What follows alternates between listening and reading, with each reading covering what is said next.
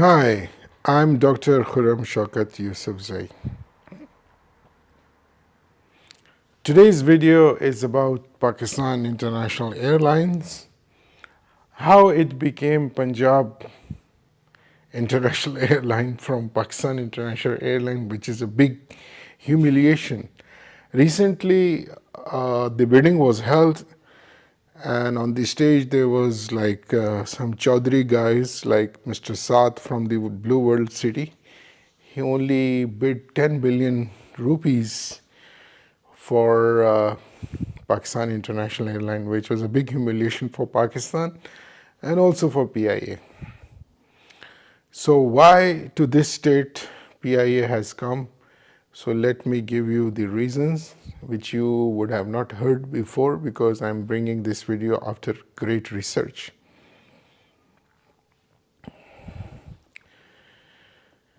The first reason that people forget about PIA is that people stopped coming to Pakistan because of the terrorism, because Pakistan went into a war in Afghanistan. It created Taliban and sent them to Afghanistan to fight the USSR, which later became Russia. And when they created them, this created warlike condition in Pakistan, especially in the province of Khyber Pakhtunkhwa. So in Pakistan, the most beautiful touristic spots are actually in Khyber Pakhtunkhwa and also in northern areas. So if you create war-like condition there, nobody will come to these places, and this was one of the main reasons of the downfall of the aviation business in Pakistan. The tourist spot where the tourists want to come, for example, Abbottabad airport is entirely closed. Maybe it's sold to property dealers. The Swat airport, where all the beautiful sceneries are, is closed. Chitral airport is closed. There is a Padachinar airport. It used to be international airport till in the 90s. It's closed. Deir Ismail Khan airport, where the Mehergarh and all these ancient archaeological sites are, it's closed. Waziristan airport is closed. Banu airport is closed. The Turbela airport is closed. So the tourists, if they are not facilitated, they won't come to Pakistan. Nobody would like to land in Islamabad and then haggled by these taxi drivers to visit a beautiful place in Khyber Pakhtunkhwa, because all the beautiful places are in Khyber Pakhtunkhwa and northern areas. So if you don't give facility to the tourists, nobody. If you remember, when Qatar was doing its World Cup and Saudi, there was non-existent public transport, and they had to make public transport for the tourists, for the people, just for the World Cup. So Pakistan should also realize this thing, that if you don't open up these airports, you won't have an aviation industry and it will never be alive. If you put the profits on the timeline, you would observe that the profit went down after 1990. And this was the exact time when the war in Afghanistan finished and the Taliban project started. And that was the main reason of the downfall, which people don't discuss on media or television, but I'm telling you. The second reason was the open sky policy. The open sky policy happened because of the Prime Minister Mia Mohammad Nawaz Sharif, who brought this bad policy, which is rejected all over the world. Open air policy means that any airline from anywhere in the world can bring their airplanes to Pakistan. It can land in any airport and it can do as many flights as it wants. So this is like against the national interest of the country. The open air policy only favors the one city countries, like the countries which are only equal to a city, like Dubai, Bahrain, Qatar, and Singapore.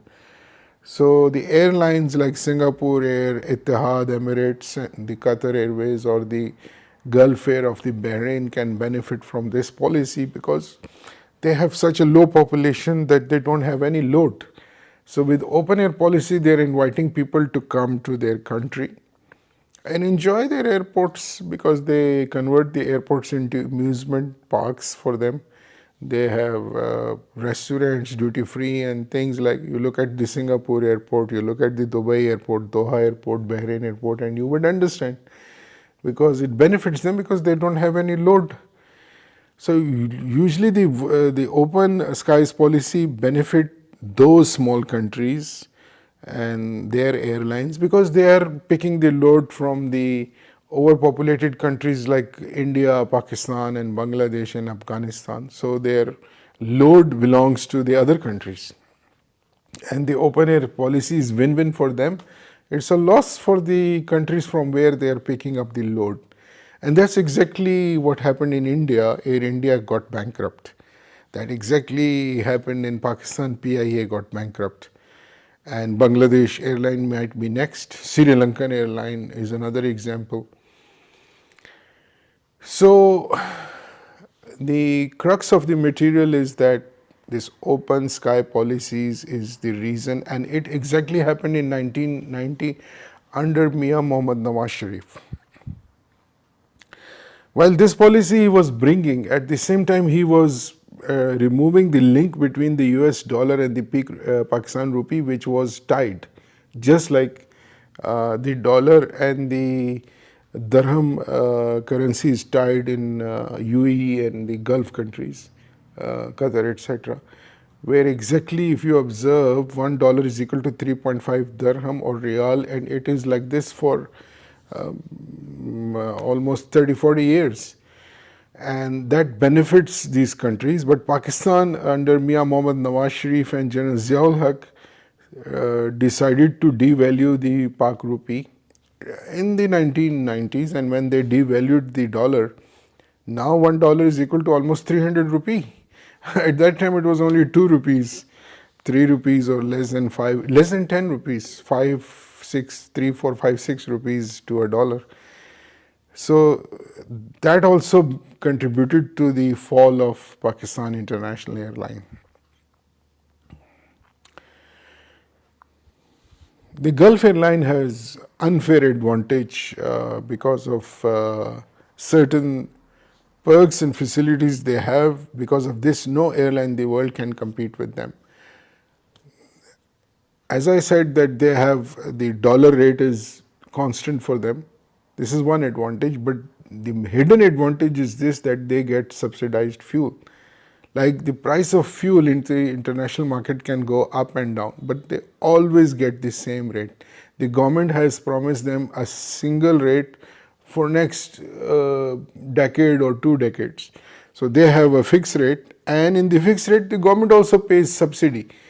So if the government is paying subsidy, they get cheap fuel, while Pakistan International Airline is getting the fuel in the open market double, triple price, and it also pays taxes, which makes it like 3-4 times the price of, or 5 times the price of the oil which the Gulf airlines are getting.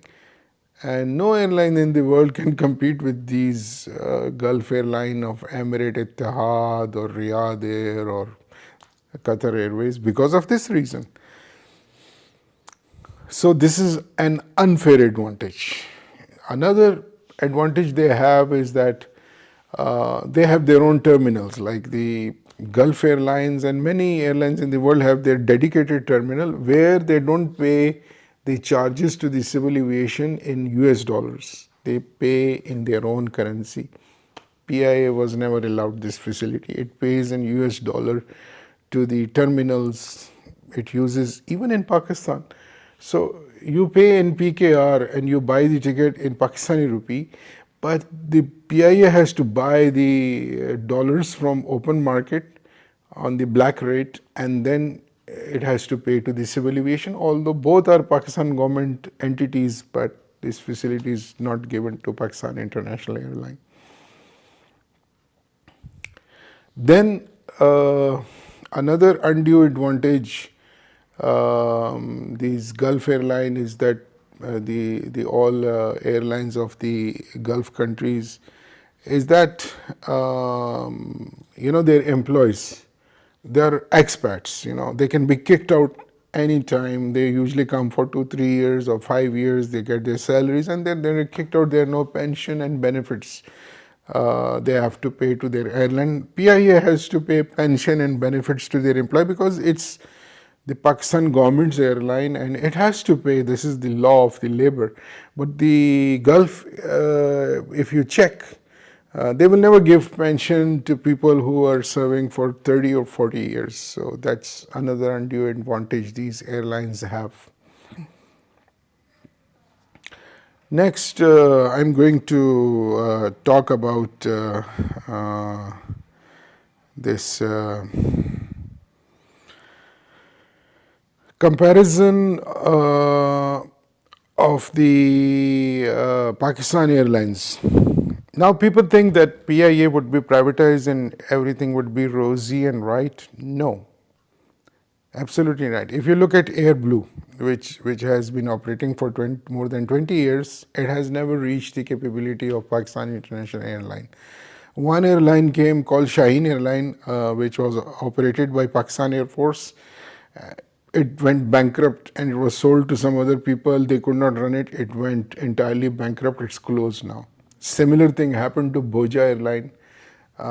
There were a couple of other airlines now, Fly Jinnah, Shireen, and they will also end up in the same fate if the policies of the civil aviation is not corrected, because the problem lies with the civil aviation. So now you see, even if somebody buys PIA and if they don't change the rules, they don't change the bilateral agreements, they don't allow tourism, they don't open up the airports. Like you look at the airports in this tourist area, all the airports are closed. In the tourist spot. So I hope you understand. Now I would like to tell you who is responsible for all this fiasco. Of course, it's the government of Pakistan. The civil aviation is run by people from the Air Force who have no understanding of the commercial activities. They have zero knowledge of the aviation sector. Although they might be good in flying a fighter aircraft, but it does not mean Pakistan needs professional aviation experts to run and to let them free and decide for themselves, make policies. So the policies are wrong. It's not like the employees are wrong and this in the media they're saying there are so many employees. This is not right, because the employees in PIA are more per aircraft because PIA has ground handling. The other airlines like AirBlue and Emirates, they don't have a ground handling. They outsource. They have to pay in US dollars. PI has its own ground handling. It has its own training institute. It has its own precision engineering workshop. It has its own lot of facilities which like for example, if the aircraft goes off the runway in Pakistan, AirBlue or Shireen or Fly Jinnah, it has to use the PIA facilities because it doesn't have, and even civil aviation doesn't have a lot of things which PIA has.